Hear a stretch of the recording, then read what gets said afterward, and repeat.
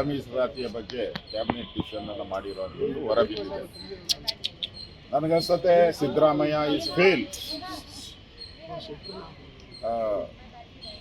ಈ ಒಳ ಮೀಸಲಾತಿಯನ್ನು ಹಂಚಿಕೆ ಮಾಡೋದರಲ್ಲಿ ಫೇಲ್ ಆಗಿದ್ದಾರೆ. ಒಂದು ರೀತಿ ಇಡೀ ರಾಜ್ಯದಲ್ಲಿ ಜನ್ಜಿ ಸ್ಟೂಡೆಂಟ್ಸ್ ಹೋರಾಟ, ಉದ್ಯೋಗಕ್ಕಾಗಿ ಹೋರಾಟ, ಅದರ ಒತ್ತಡ ಜಾಸ್ತಿ ಇದೆ. ಇನ್ನೊಂದು ಕಡೆ ಒಳ ಮೀಸಲಾತಿಗೋಸ್ಕರ ನಡೀತಾ ಇರುವಂಥ ದೊಡ್ಡ ಹೋರಾಟ, SCಗಳಲ್ಲಿ ನಡೀತಾ ಇರುವಂಥ ದೊಡ್ಡ ಹೋರಾಟ, ಇವೆರಡರಿಂದನೂ ತಪ್ಪಿಸ್ಕೊಳ್ಳೋಕ್ಕೆ ಇವರು ಈ ನಾಟಕವನ್ನು ಆಡ್ತಾ ಇದ್ದಾರೆ. ಹಿಂದೆ BJP ಸರ್ಕಾರ ಇದ್ದಾಗ 17% ನಾವು ಕೊಟ್ಟಿದ್ವಿ. ಸರ್ಕಾರದ ಕರ್ತವ್ಯ ಏನು? ಮಾನ್ಯ ಗೌರವಾನ್ವಿತ ನ್ಯಾಯಾಲಯನ ಕನ್ವಿನ್ಸ್ ಮಾಡಬೇಕಾಯ್ತು, ಯಾಕೆ ನಾವು ಜಾಸ್ತಿ ಮಾಡಿದ್ರಿ ಅಂತ ಕನ್ವಿನ್ಸ್ ಮಾಡಬೇಕಾಯ್ತು. ಅದು ಬಿಟ್ಬಿಟ್ಟು ಇಲ್ಲಿ ಸ್ಟ್ರೈಕ್ ನಡೀತಾ ಇದೆಯಲ್ಲ, ಸಂಜೆ ಸ್ಟ್ರೈಕು, ಈ ಕಡೆ ಒಳ ಮೀಸಲಾತಿಯ ಅವರ ಒತ್ತಡ, ರಾಜಕೀಯದ ಗೊಂದಲಗಳು, ಇದರ ಮಧ್ಯೆ ಎಸ್ಕೇಪ್ ಆಗುವಂಥ ಒಂದು ಸೂತ್ರವನ್ನು ಕೊಟ್ಟಿದ್ದಾರೆ. ಎಸ್ಕೇಪ್ ಸೂತ್ರ. ಇದರಿಂದ SC STಗಳಿಗೆ ನಿಜವಾದಂಥ ನ್ಯಾಯವನ್ನು ಕೊಟ್ಟಿಲ್ಲ. ಎಸ್ಕೇಪ್ ಆಗುವಂಥ ಒಂದು ಸಿದ್ದರಾಮಯ್ಯ ಈ ತೀರ್ಮಾನ ಇದೆ. ಎಸ್ಕೇಪ್ ಸಿದ್ದರಾಮಯ್ಯ, ಯಾರಿಗೂ ಬೆನಿಫಿಟ್ ಆಗದೆ ಇರುವಂಥ ಒಂದು ಫಾರ್ಮುಲಾ ಇದು. ಪೂರ್ತಿ ಡೀಟೈಲ್ ಬಂದಮೇಲೆ ಇನ್ನಷ್ಟು ರಿಯಾಕ್ಷನ್ಸನ್ನು ನಾವು ಮಾಡ್ತೀವಿ. ಸರ್, 5 ಕಾಲು ಎಡ, 5 ಕಾಲು ಬಲ ಮತ್ತು ಉಳಿದದ್ದು 4.5 ಗೋವಿ, ಲಮಾಣಿ, ಕೊರಚ ಸಮುದಾಯಕ್ಕೆ. ಸೊ ಹೀಗಾಗಿ ಇದು ಯಾವ ರೀತಿಯಾಗಿ ನೋಡ್ತೀವಿ ಸರ್? ಇದನ್ನ BJP ಯಾವ ರೀತಿಯಾಗಿ ನೋಡ್ತೀವಿ? ನಾವು ಮಾಡಿದ್ರಲ್ಲ, BJP ಆಲ್ರೆಡಿ 17% ನಾವು ಕೊಟ್ಟಿದ್ರಿ, 15% ಯಾಕೆ ಇಳಿಸ್ತೀರಿ? ಈಗ ಅದನ್ನು ನೀವು ಚಾಲೆಂಜ್ ಮಾಡಬೇಕಾಯ್ತು ಕೋರ್ಟಲ್ಲಿ. ಅದು ಬಿಟ್ಬಿಟ್ಟು ನೀವು ಕಡಿಮೆ ಮಾಡಿದ್ರೆ ಅದರಿಂದ ಉಪಯೋಗ ಏನಾಗುತ್ತೆ? ಎಲ್ಲ ರಿಸರ್ವೇಷನ್ ಇರುವಂಥವ್ರಿಗೆ ಕಡಿಮೆ ಬರ್ತಾ ಇದೆ, ಎಲ್ಲರಿಗೂ ಕಡಿಮೆ ಆಗ್ತಾ ಇದೆ. ಅವರ ವಿದ್ಯಾಭ್ಯಾಸಕ್ಕೆ, SC STಗೆ, ಅವರ ಉದ್ಯೋಗಕ್ಕೆ ಅದ್ರ ರೀತಿ ಕೊಟ್ಟು ಬರ್ತಾ ಇದೆ. ಇಲ್ಲಿ ಸಿದ್ದರಾಮಯ್ಯನವ್ರಿಗೆ ನಾವು ಮಾಡಿಲ್ಲ ಅಂತ ಹೇಳಿದ್ರೆ ಜಂಜಿ ಉದ್ಯೋಗದ ಗಲಾಟೆ ನಡೀತಾ ಇದೆ, ಅವ್ರ ಕಾಟ. ಇಲ್ಲಾಂದರೆ ಈ ಒಳ ಮೀಸಲಾತಿಯ ಒಂದು ಹೋರಾಟ, ಇದರ ಮಧ್ಯೆ ಸಿದ್ದರಾಮಯ್ಯನವರು ಎಸ್ಕೇಪ್ ಆಗುವಂಥ ಒಂದು ಸೂತ್ರವನ್ನು ತಗೊಂಡು ಎಸ್ಕೇಪ್ ಆಗ್ಬಿಟ್ಟಿದ್ದಾರೆ. ಇದರಿಂದ ಯಾರಿಗೂ ನ್ಯಾಯ ಸಿಗ್ತೈತೆ ಅಂತ ಅನ್ಸಲ್ಲ.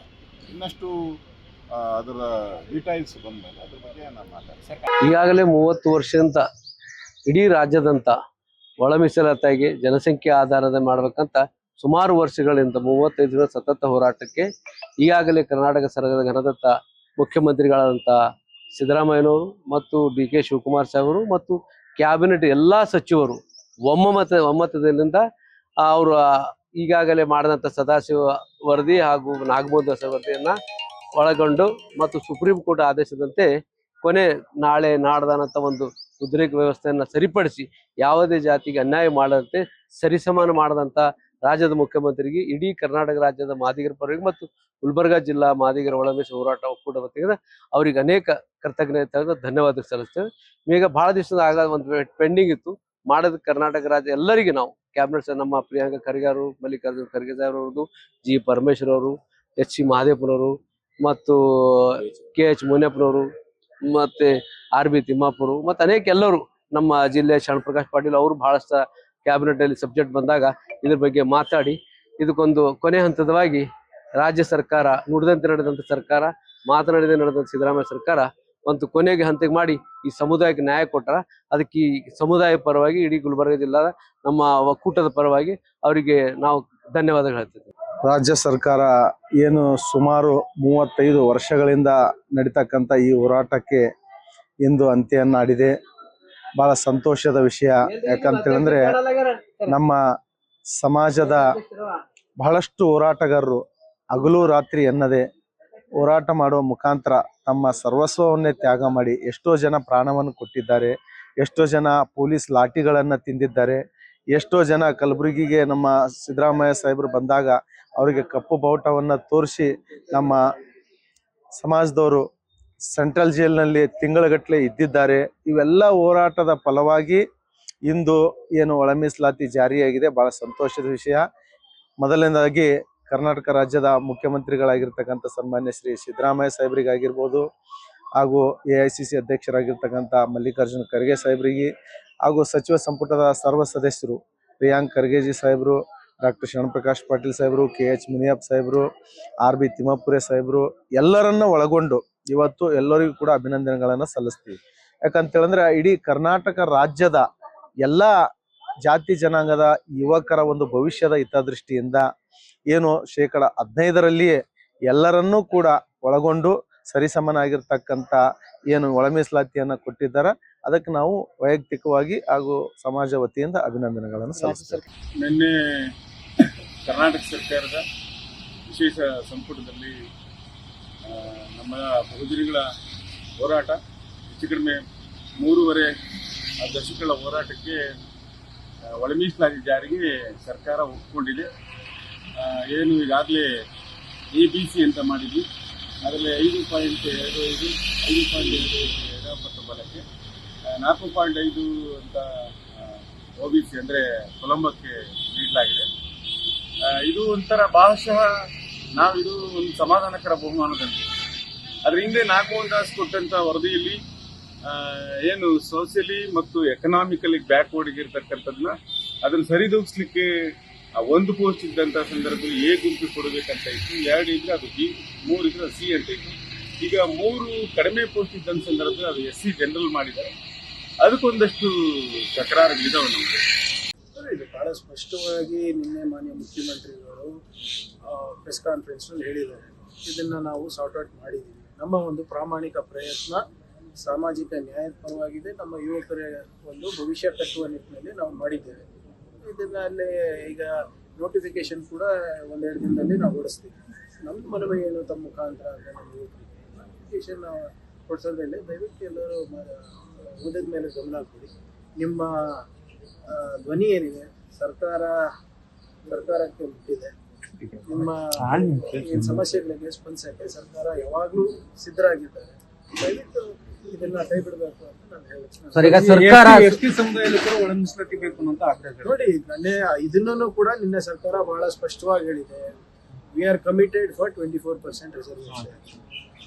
ಈಗ ಅದನ್ನ 6% ಬ್ಯಾಕ್ಲಾಗ್ ಅಂತೂ ಇಡ್ತಾ ಇದೀವಲ್ಲ, ಅದನ್ನು ಕೂಡ ಸ್ಪಷ್ಟವಾಗಿ ಹೇಳ್ತಾ ಇದೀವಿ. ಇವಾಗ ಕೋರ್ಟ್ ನಿರ್ಧಾರ ತಗೊಂಡ ತಕ್ಷಣ ಅದನ್ನು ಕೂಡ ಅವರು ಕೋರ್ಟ್ ನಿರ್ದೇಶನ ಏನ್ ಕೊಡುತ್ತೆ ಅದ್ರ ಪ್ರಕಾರ ನಾವು ನಡ್ಕೋತೀವಿ. ಈಗ ಸರ್ಕಾರ ಬೀಸೋದೊಣ್ಣೆಯಿಂದ ಪಾರಾಗಿದೆ, ಜನರಿಗೆ ವಂಚನೆ ಮಾಡಿದೆ ಅಂತ ಚಲವಾದಿ ಅವರು ಆರೋಪ ಮಾಡಿದ್ದಾರೆ. ಆಯ್ತ್ರಿ, ಬಂದು ಪ್ರತಿಭಟನೆ ಮಾಡಕ್ ಹೇಳ್ರಿ ಚಲವಾದಿಗೆ. ಈಗ ಇವ್ರ ಕಡೆ ಅಂತೂ ಇವ್ರ ಸರ್ಕಾರದಲ್ಲಿದ್ದಾಗ ಏನ್ ಮಾಡಿದ್ರು, ವಿಧಾನಸೌಧ ವ್ಯಾಪಾರ ಸೌಧ ಮಾಡಿದ್ರು. PSI ಹಗರಣದಾಗ ಎಲ್ಲ ಆದಾಗ ಇವ್ರು ಬಾಯಿಗೆ ಬೀಗ ಬಿದ್ದಿತ್ತೇನೆ.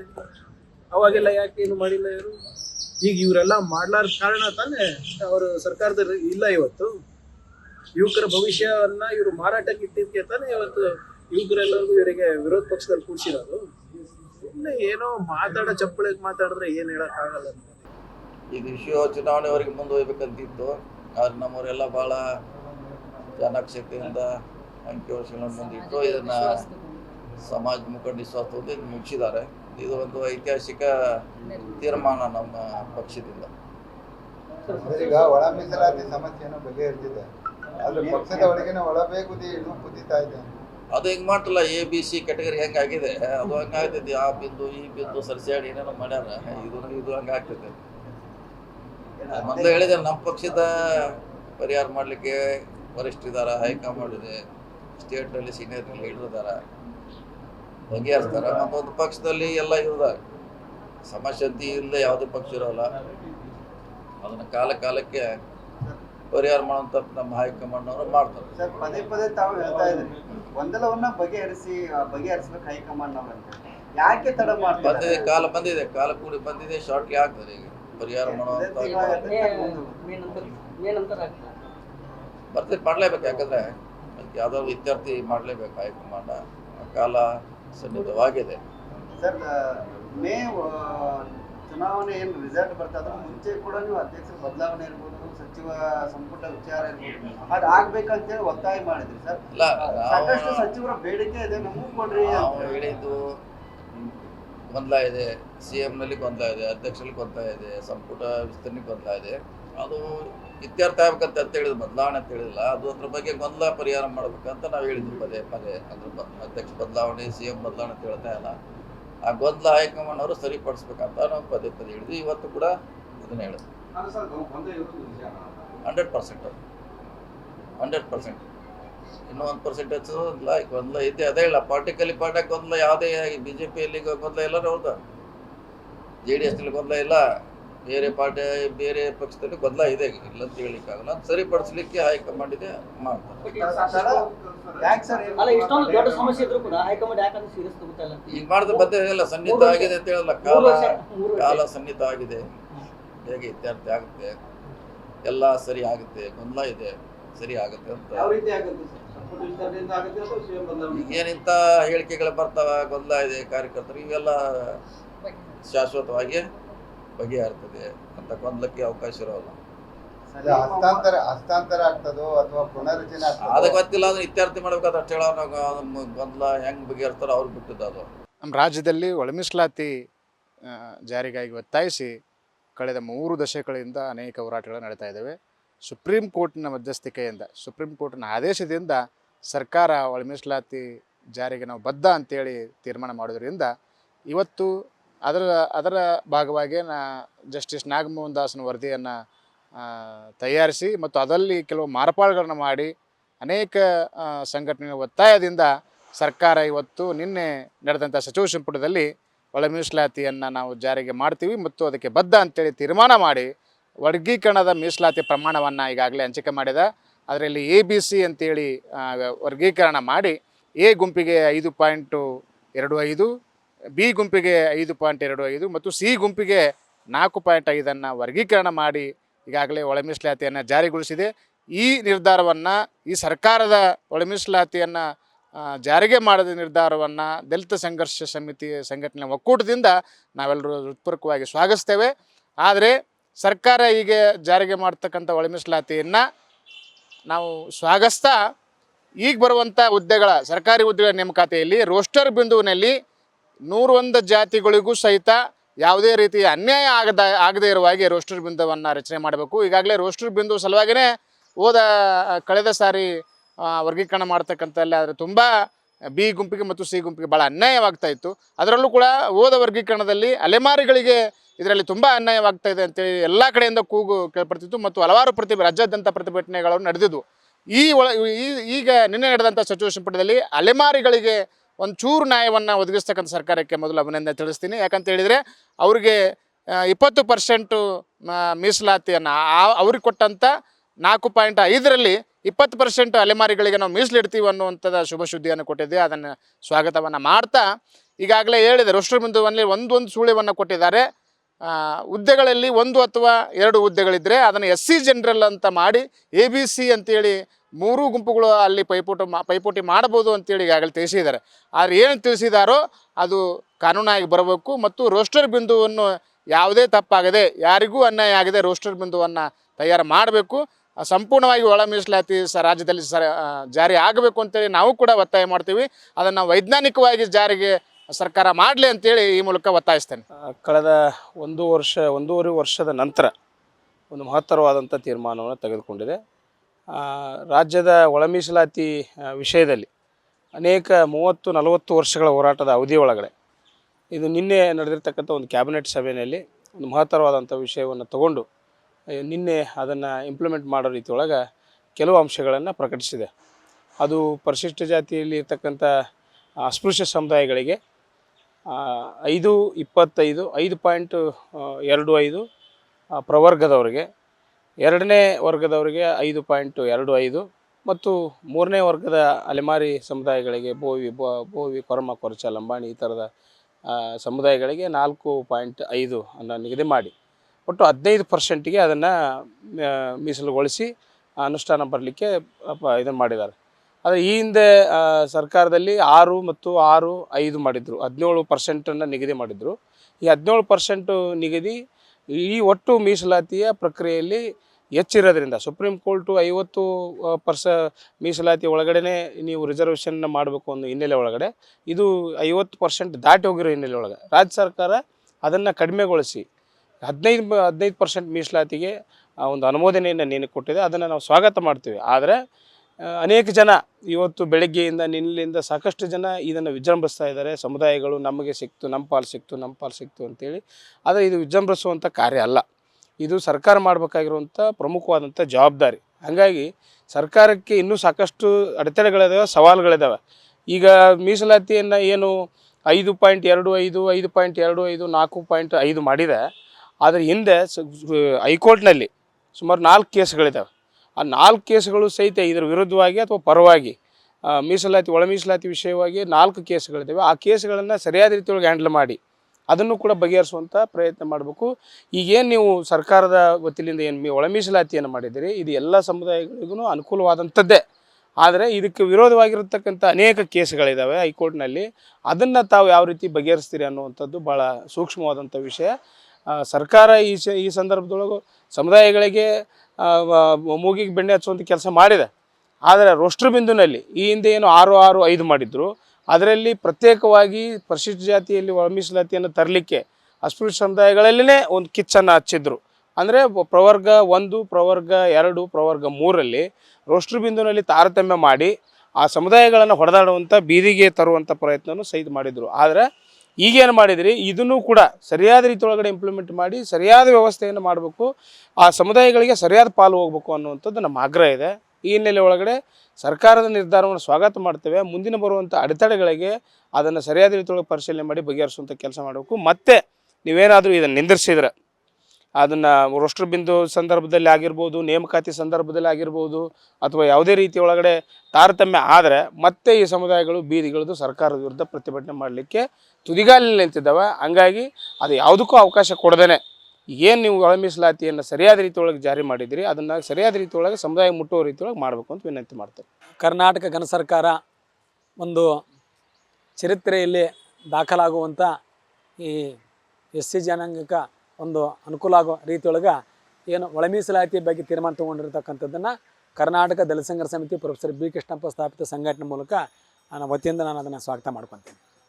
ಕಾರಣ ಇಷ್ಟೇ, ಸುಮಾರು 35 ವರ್ಷಗಳ ಹೋರಾಟ ಕೊನೆಗೂ ಕೂಡ ಸನ್ಮಾನ್ಯ ಸಿದ್ದರಾಮಯ್ಯನವರ ಸರ್ಕಾರ ಈ ಒಂದು ಒಳ ಮೀಸಲಾತಿಗೆ ಎಷ್ಟು ಸಾಧ್ಯ ಆಗುತ್ತೆ ಅಷ್ಟು ಸಾಮಾಜಿಕ ನ್ಯಾಯ ಕೊಡಲಿಕ್ಕೆ ಪ್ರಯತ್ನ ಪಟ್ಟಿರ್ತಕ್ಕಂಥದ್ದು ಇಲ್ಲಿ ಕಂಡು ಬರ್ತಾ ಇದೆ. ಏನು ಇವತ್ತು ಈ ಹಿಂದೆ BJP ಸರ್ಕಾರ ಮಾಡಿರ್ತಕ್ಕಂಥ 17% ಏನಿತ್ತಲ್ಲ ಆ ಮೂಲಕ ಆಗಬೇಕಾಗಿತ್ತು ಅಂತಕ್ಕಂಥ ನಮ್ಮೆಲ್ಲರ ಒತ್ತಾಯ ಇದ್ರೂ ನಾಗಮೋಹನ್ ದಾಸನ ವರದಿ ಪ್ರಕಾರ ಏನು ಸನ್ಮಾನ್ಯ ಸಿದ್ದರಾಮಯ್ಯ ಅದನ್ನು ಅಂಗೀಕಾರ ಮಾಡಿದ್ರು. ಆದರೆ ಕೋರ್ಟಿನ ಆದೇಶದ ಹಿನ್ನೆಲೆ ಒಳಗೆ ಅದಕ್ಕೆ ಸ್ಟೇ ಆಗಿ ಮತ್ತೊಂದಾಗಿ ಏನೆಲ್ಲಗಳು ತೊಂದರೆ ಆದವು. ಹಾಗಾಗಿ ಹಳೆಯ ಒಂದು 15% ಮೀಸಲಾತಿ ಒಳಗನ ಇವತ್ತು ಅದನ್ನು ವಿಂಗಡಣೆ ಮಾಡಿದ್ದಾರೆ. ಏನು ಆ ವಿಂಗಡಣೆಯೊಳಗೆ 5.25 ಅದು ಏನೋ ಬಲಗೈದವರಿಗೆ, ಹಾಗೇನೆ 5.25 ಎಡಗೈದವರಿಗೆ, ಮಿಕ್ಕಿರ್ತಕ್ಕಂಥ 4.5 ಅಲೆಮಾರಿ ಮತ್ತು ಸ್ಪರ್ಶ ಜನಾಂಗ ಅಂತಕ್ಕಂಥ ಹಿಂಗೆ ABC ಅಂತಕ್ಕಂಥ 3 ಗುಂಪುಗಳು ಮಾಡಿರ್ತಕ್ಕಂಥದ್ದು ಸ್ತುತ್ಯ. ಆದಾಗ್ಯೂ ರೋಸ್ಟರ್ ಬಿಂದು ಇನ್ನೂ ಅವರು ಫೈನಲ್ ಮಾಡಿಲ್ಲ, ಅದು ಕೂಡ ಆಗಬೇಕಾಗಿರ್ತದೆ ಅಂತಕ್ಕಂಥದ್ದು. ಇನ್ನು 1 ಮತ್ತು 2 ಹುದ್ದೆಗಳಿದ್ದಾಗ ಅಲ್ಲಿ SC ಜನರಲ್ ಅಂತ ಮಾಡಿರ್ತಕ್ಕಂಥದ್ದು ಅದು ಒಂದು ರೀತಿಯಿಂದ ಅದು ನಾವು ಒಪ್ಕೊಳ್ಳೇಬೇಕಂತಂದ್ರೂ ಕೂಡ ಎಲ್ಲ ಒಂದು ಕಡೆ ಸಾಮಾಜಿಕ ನ್ಯಾಯ ಅಂತಂದಾಗ ಅದನ್ನು ಆ ಒಂದು ಪರಿಕಲ್ಪನೆಯನ್ನು ನಾವು ಸದ್ಯದ ಪರಿಸ್ಥಿತಿಗೆ ನಾವು ಅದನ್ನು ಸ್ವೀಕಾರ ಮಾಡಬೇಕಾಗ್ತದೆ. ಯಾಕಂದರೆ ಈ ಗೊಂದಲ ನಿವಾರಣೆ ಆಗಬೇಕಾಗಿದೆ. ಎಷ್ಟು ವರ್ಷ ಅಂತ ನಾವು ಹೀಗೆ ಮಾಡೋಣ? ಈಗ ನೋಡಿ 35 ವರ್ಷ ಹೋರಾಟ ಮಾಡಿದ್ದೀವಿ. 35 ವರ್ಷದೊಳಗೆ ನಾವು ಈ ಒಳ ಮೀಸಲಾತಿ ಆಗಬೇಕಂತಕ್ಕಂಥ ನಾವು ಹೇಳ್ಕೊತ ಬಂದಾಗೆ ಕೂಡ ರಿಕ್ರೂಟ್ಮೆಂಟ್ ಕಂಟಿನ್ಯೂ ಇದ್ವು, ನೇಮಕಾತಿಗಳು ಆ ಪ್ರಕ್ರಿಯೆ ಹಂಗೆ ಅವು ಚಾಲೂನೇ ಇದ್ವು. ಆದರೆ ಬರೀ ನಾವು ಹೋರಾಟ ಮಾಡ್ಕೊತ ಬಂದ್ವಿ, ಮತ್ತು ತೊಗೊಳ್ತಾ ನಾವು ಹೋಗ್ತಾಯಿದ್ರು. ಇದಕ್ಕೊಂದು ಅಂತ್ಯ ಆಡಬೇಕು ಅನ್ನತಕ್ಕಂಥದ್ದು ಎಲ್ಲರದು ಇತ್ತು. ಬಹುಶಃ ಈ ನಿಟ್ಟಿನೊಳಗೆ ಇದಕ್ಕೊಂದು ಸದ್ಯಕ್ಕೆ ತಾತ್ಕಾಲಿಕವಾಗಿ ಇದಕ್ಕೊಂದು ಅಂತ್ಯ ಇದಾಗ್ಯದ. ನಿಜವಾಗಲೂ ಇದನ್ನು ನಾವು ಸ್ವಾಗತ ಮಾಡ್ತೀವಿ. ಬರಲಿರೋ ದಿನಮಾನದೊಳಗೆ ನಾವೆಲ್ಲರೂ ಅಣ್ತಂಬರೇ, ಏನು ಪ್ರಶ್ನೆ ಇಲ್ಲ. ಮೀಸಲಾತಿ ತಗೊಳ್ಳೋಕ್ಕಷ್ಟೇ ನಾವು ಇವತ್ತು ಇದು ಮಾಡ್ಕೊಂಡಿದ್ದೀವಿ. ನಾವೆಲ್ಲರೂ ಅಂತಂದರೆ ಬಾಬಾ ಸಾಹೇಬ್ ಅಂಬೇಡ್ಕರ್ ಅವರ ಒಂದು ಹೋರಾಟದ ಫಲವಾಗಿ ಇವತ್ತು ನಾವು ಮೀಸಲಾತಿಯನ್ನು ಪಡ್ಕೊಂಡಿದ್ದೀವಿ. ಆ ಮೀಸಲಾತಿಯೊಳಗೆ ಸ್ವಲ್ಪ ಗೊಂದಲ ಇತ್ತು, ಅದು ಕೂಡ ಇವತ್ತು ಸನ್ಮಾನ್ಯ ಸಿದ್ದರಾಮಯ್ಯ ಸರ್ಕಾರ ಅದು ಬಗೆಹರಿಸದ. ಈ ಸಂದರ್ಭದಲ್ಲಿ ನಾನು ಸನ್ಮಾನ್ಯ ಮುಖ್ಯಮಂತ್ರಿಗಳಾಗಿರ್ತಕ್ಕಂಥ ಸಿದ್ದರಾಮಯ್ಯನವರಿಗೆ, ಸನ್ಮಾನ್ಯ ಸಮಾಜ ಕಲ್ಯಾಣ ಸಚಿವರಾಗಿರ್ತಕ್ಕಂಥ SC ಮಹದೇವಪ್ಪರಿಗೆ, ಹಾಗೆಯೇ ಹಿರಿಯರಾಗಿರ್ತಕ್ಕಂಥ ಆಹಾರ ಸಚಿವರಾಗಿರ್ತಕ್ಕಂಥ ಸನ್ಮಾನ್ಯ KH ಮುನಿಯಪ್ಪನವ್ರನ್ನ, ಹಾಗೆ ಕಾನೂನು ಸಚಿವರಾಗಿರ್ತಕ್ಕಂಥ ಸನ್ಮಾನ್ಯ SG ಪಾಟೀಲ್ ಸಚಿವರಿಗೆ ನಾನು ಅಭಿನಂದಿಸ್ತೇನೆ. ಮೊದಲನೇದಾಗಿ ನಾನು ರಾಜ್ಯ ಸರ್ಕಾರಕ್ಕೆ ಅಭಿನಂದನೆಗಳನ್ನು ಸಲ್ಲಿಸ್ತೀವಿ. ನಿನ್ನೇನು ಸರ್ಕಾರ ತಗೊಳ್ಕೊಂತ ಏನು ಒಳ ಮೀಸಲಾತಿಯ ನಿರ್ಧಾರಕ್ಕೆ ನಾವು ಎಲ್ಲ ದಲಿತ ಸಂಘಟನೆಗಳ ಒಕ್ಕೂಟ ಎಲ್ಲ ಇವತ್ತು ಈ ಒಂದು ತೀರ್ಮಾನಕ್ಕೆ ಸ್ವಾಗತಾರ್ಹ ಅಂತಂದು ಹೇಳ್ತಾ ಇದ್ದೀವಿ. ಏನಿವತ್ತು ಎಡಗೈ ಸಂಬಂಧಿತ 18 ಜಾತಿಗಳಿಗೆ 5.25 ಮತ್ತು ಬಲಗೈ ಸಂಬಂಧಿತ 20 ಜಾತಿಗಳಿಗೆ 5.25 ಸರಿಸಮನಾಗಿ ಕೊಟ್ಟಿದ್ದಾರೆ. ಆನಂತರ ಏನು ಈ ಹಿಂದೆ ಘೋಷಣೆ ಮಾಡಿರುತ್ತ ನಾಗಮೋಹನ್ ದಾಸ್ ಅವರ ವರದಿ ಏನಿತ್ತು, ಕೆಲವು ದೋಷಗಳು ಏನಿದ್ದು ಅವನ್ನೆಲ್ಲ ಸರ್ಕಾರ ಸರಿಪಡಿಸಿ ಇವತ್ತು ಒಂದು ಒಳ್ಳೆಯ ನಿರ್ಧಾರ ತಗೊಂಡಿದೆ ಅಂತಂದು ಹೇಳ್ತೀನಿ. ಅದೇ ರೀತಿ ಇವತ್ತೇನು ಹುದ್ದೆಗಳು ಖಾಲಿ ಹುದ್ದೆಗಳೇನದಾವೆ ಅವನ್ನ ಇಮಿಡಿಯೇಟ್ಲಿ ಸರ್ಕಾರ ಕೂಡಲೇ ರೋಸ್ಟರ್ ಬಿಂದುವಿನಲ್ಲಿ ಯಾವುದೇ ಥರ ಇತರೆ ಸಮುದಾಯಗಳಿಗೆ ಅನ್ಯಾಯ ಆಗಲಾರ್ದಂಗೆ ಒಂದು ಒಳ್ಳೆಯ ನಿರ್ಧಾರ ತಗೊಂಡು ಅತಿ ಶೀಘ್ರದಲ್ಲಿ ಯುವಕರಿಗೆ ಉದ್ಯೋಗ ಕೊಡಬೇಕನ್ನೋ ನಿಟ್ಟಿನಲ್ಲಿ ಇವತ್ತು ನಾವು ಸರ್ಕಾರಕ್ಕೆ ಒತ್ತಾಯ ಮಾಡ್ತಾ ಇದ್ದೀವಿ. ಆದರೆ ನಿನ್ನೆ ತೆಗೆದುಕೊಂಡಂಥ ನಿರ್ಧಾರ ಏನೈತಲ್ಲ ಇದನ್ನು ನಾವು ಸ್ವಾಗತ ಮಾಡ್ತೀವಿ, ಸರ್ಕಾರಕ್ಕೆ ಅಭಿನಂದನೆಗಳು ತಿಳಿಸ್ತೀವಿ. ಈಗಾಗಲೇ 30 ವರ್ಷದಿಂದ ಇಡೀ ರಾಜ್ಯದಂತ ಒಳ ಮೀಸಲಾತಿಗೆ ಜನಸಂಖ್ಯೆ ಆಧಾರದ ಮಾಡಬೇಕಂತ ಸುಮಾರು ವರ್ಷಗಳಿಂದ 35 ದಿನ ಸತತ ಹೋರಾಟಕ್ಕೆ ಈಗಾಗಲೇ ಕರ್ನಾಟಕ ಸರ್ಕಾರದ ಘನದತ್ತ ಮುಖ್ಯಮಂತ್ರಿಗಳಾದಂಥ ಸಿದ್ದರಾಮಯ್ಯನವರು ಮತ್ತು DK ಶಿವಕುಮಾರ್ ಸಾಹೇಬರು ಮತ್ತು ಕ್ಯಾಬಿನೆಟ್ ಎಲ್ಲ ಸಚಿವರು ಒಮ್ಮತದಿಂದ ಅವರು ಈಗಾಗಲೇ ಮಾಡಿದಂಥ ಸದಾಶಿವ ವರದಿ ಹಾಗೂ ನಾಗಮೋಹನ್ ದಾಸ್ ವರದಿಯನ್ನು ಒಳಗೊಂಡು ಮತ್ತು ಸುಪ್ರೀಂ ಕೋರ್ಟ್ ಆದೇಶದಂತೆ ನಾಳೆ ನಾಡ್ದಾನಂತ ಒಂದು ಉದ್ರೇಕ ವ್ಯವಸ್ಥೆಯನ್ನು ಸರಿಪಡಿಸಿ ಯಾವುದೇ ಜಾತಿಗೆ ಅನ್ಯಾಯ ಮಾಡದಂತೆ ಸರಿಸಮಾನ ಮಾಡದಂಥ ರಾಜ್ಯದ ಮುಖ್ಯಮಂತ್ರಿಗೆ ಇಡೀ ಕರ್ನಾಟಕ ರಾಜ್ಯದ ಮಾದಿಗರ ಪರವಾಗಿ ಮತ್ತು ಗುಲ್ಬರ್ಗಾ ಜಿಲ್ಲಾ ಮಾದಿಗರ ಒಳಮೀಸ ಹೋರಾಟ ಒಕ್ಕೂಟ ವತಿಯಿಂದ ಅವರಿಗೆ ಅನೇಕ ಕೃತಜ್ಞತೆ ಧನ್ಯವಾದ ಸಲ್ಲಿಸ್ತೇವೆ. ಈಗ ಭಾಳ ದಿವಸದ ಆಗ ಒಂದು ಪೆಂಡಿಂಗ್ ಇತ್ತು ಮಾಡೋದು ಕರ್ನಾಟಕ ರಾಜ್ಯ ಎಲ್ಲರಿಗೆ ನಾವು ಕ್ಯಾಬಿನೆಟ್ ನಮ್ಮ ಪ್ರಿಯಾಂಕ ಖರ್ಗೆ ಅವರು, ಮಲ್ಲಿಕಾರ್ಜುನ್ ಖರ್ಗೆ ಸಾಹೇಬ್ ಅವ್ರದ್ದು, G ಪರಮೇಶ್ವರ್ ಅವರು, H ಮಹದೇವಪ್ಪನವರು ಮತ್ತು KH ಮುನಿಯಪ್ಪನವರು ಮತ್ತೆ RB ತಿಮ್ಮಾಪುರು ಮತ್ತು ಅನೇಕ ಎಲ್ಲರೂ ನಮ್ಮ ಜಿಲ್ಲೆಯ ಶರಣಪ್ರಕಾಶ್ ಪಾಟೀಲ್ ಅವರು ಬಹಳಷ್ಟು ಕ್ಯಾಬಿನೆಟ್ ಅಲ್ಲಿ ಸಬ್ಜೆಕ್ಟ್ ಬಂದಾಗ ಇದ್ರ ಬಗ್ಗೆ ಮಾತಾಡಿ ಇದಕ್ಕೊಂದು ಕೊನೆ ಹಂತದವಾಗಿ ರಾಜ್ಯ ಸರ್ಕಾರ ನುಡಿದಂತೆ ನಡೆದಂಥ ಸರ್ಕಾರ ಮಾತನಾಡಿದೆ ನಡೆದಂಥ ಸಿದ್ದರಾಮಯ್ಯ ಸರ್ಕಾರ ಒಂದು ಕೊನೆಗೆ ಹಂತಕ್ಕೆ ಮಾಡಿ ಈ ಸಮುದಾಯಕ್ಕೆ ನ್ಯಾಯ ಕೊಟ್ಟರ. ಅದಕ್ಕೆ ಈ ಸಮುದಾಯ ಪರವಾಗಿ ಇಡೀ ಗುಲ್ಬರ್ಗ ಜಿಲ್ಲಾದ ನಮ್ಮ ಒಕ್ಕೂಟದ ಪರವಾಗಿ ಅವರಿಗೆ ನಾವು ಧನ್ಯವಾದಗಳು ಹೇಳ್ತೀವಿ. ಬೆಂಗಳೂರಿನಲ್ಲಿ ಎಡಬಲ ಸಮುದಾಯಗಳ ನಾಯಕರು ಸೇರಿಕೊಂಡು ಈ ಒಳ ಮೀಸಲಾತಿ ಬಗ್ಗೆ ಒಂದು ತಾರ್ಕಿಕ ನಿಲುವನ್ನು ಹೊಂದಿ ಒಂದು ಸರಿಯಾದ ನಿರ್ಧಾರಕ್ಕೆ ಬಂದಿದ್ದಕ್ಕೆ ನಮಗೆ ತುಂಬ ಸಂತೋಷ ಆಗೈತಿ. ಮತ್ತು ಇಲ್ಲಿವರೆಗೆ ಅದು ಕೆಲವು ಅಲಕ್ಷ್ಯಕ್ಕೊಳಪಟ್ಟಂಥ ಅಲೆಮಾರು ಜನಾಂಗಗಳ ಬಗ್ಗೆನೂ ಅವರು ಲಕ್ಷ್ಯ ವಹಿಸಿ ಅವ್ರಿಗೆ ಸಹಿತ ABC C ಒಳಗೆ ಇರುವಂಥ ಮೀಸಲಾತಿಯಲ್ಲಿ ಅವ್ರಿಗೂ 20% ಇದಕ್ಕೆ ಅನುವು ಮಾಡಿಕೊಟ್ಟಿದ್ದು. ಅಂದರೆ ಒಂದು ಮುಖ್ಯ ನಾಯಕರು ಸಂಘಟನೆಗಳಿಗೆ ಬಂದಂಥವ್ರು ಎಲ್ಲರೂ ಕೂಡಿದಾಗ ಇಂಥ ಒಳ್ಳೆಯ ಕೆಲಸ ಅಕ್ಕ ಅನ್ನೋದಕ್ಕೆ ಇದೊಂದು ನಿದರ್ಶನ. ಅದಕ್ಕೆ ಅದು ಚೆನ್ನಾಗಿ ಅದು ಒಂದು ಅಂತಿಮ ಸ್ವರೂಪ ಪಡ್ಕೊಂಡಿದ್ದಕ್ಕೆ ನಮಗೆಲ್ಲ ತುಂಬ ಸಂತೋಷ ಆಗೈತಿ. ಇದಕ್ಕೆ ಕಾರಣೀಕರ್ತರಾದಂಥ ಎಡಬಲ ಸಮುದಾಯಗಳು ಹಾಗೂ ಇದಕ್ಕೆ ಅನುಕೂಲ ಮಾಡಿಕೊಂಡಂಥ ರಾಜಕೀಯ ಗಣ್ಯರು ಇವರೆಲ್ಲ ಸೇರಿ ಇದು ಒಂದು ಒಳ್ಳೆಯ ನಿರ್ಧಾರಕ್ಕೆ ಬಂದು ಈ ಒಳ ಮೀಸಲಾತಿ ಬಗ್ಗೆ ಒಂದು ತಾರ್ಕಿಕ ನಿಲುವು ತೊಗೊಂಡಿದ್ದಕ್ಕೆ ನಮಗೆ ತುಂಬ ಸಂತೋಷ. ಅದಕ್ಕೆ ಅವ್ರಿಗೆಲ್ಲ ನಾನು ಅಭಿನಂದಿಸ್ತೀನಿ.